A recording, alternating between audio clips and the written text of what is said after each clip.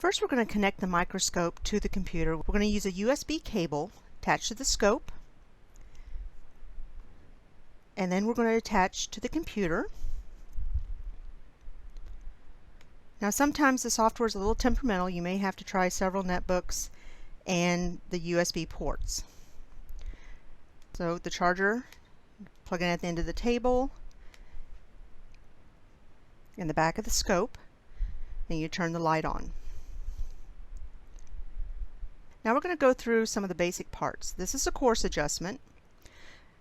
This is a low magnification. This is a 4x lens. And you can see here that you have the 4. This is a revolving nose piece. Then we have a 10x.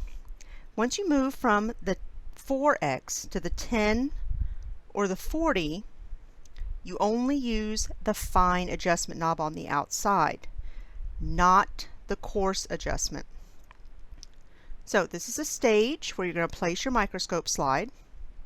The clip will hold the slide in place, and we want it under the lowest power, the 4x. So I'm going to position my slide so it fits in the corner, holding the spring back, and then I'm going to close it. Never lift the arm, the spring arm. It will bend that arm, and then we have to fix it.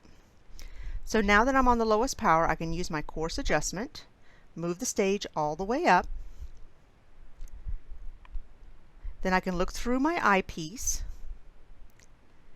use the coarse adjustment and fine adjustment to get it in focus.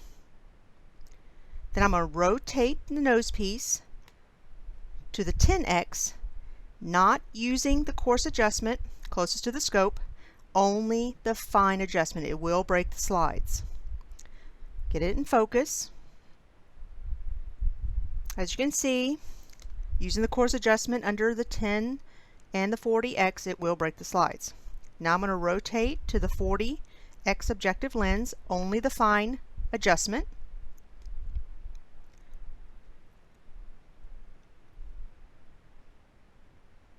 Now this is the illuminator or the light.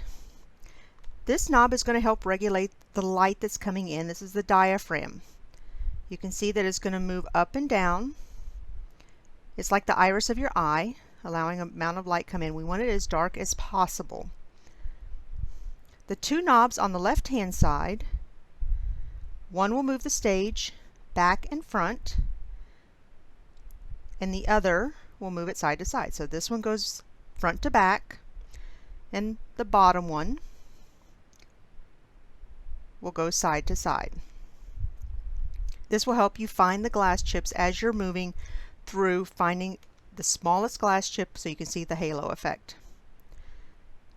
So we're going to start on the low magnification, like I said before, and we're going to look at it. You should see the little glass chips. I start at the naked eye, just looking at it, not through the eyepiece, and then I start going through, focusing it. Fine adjustment only.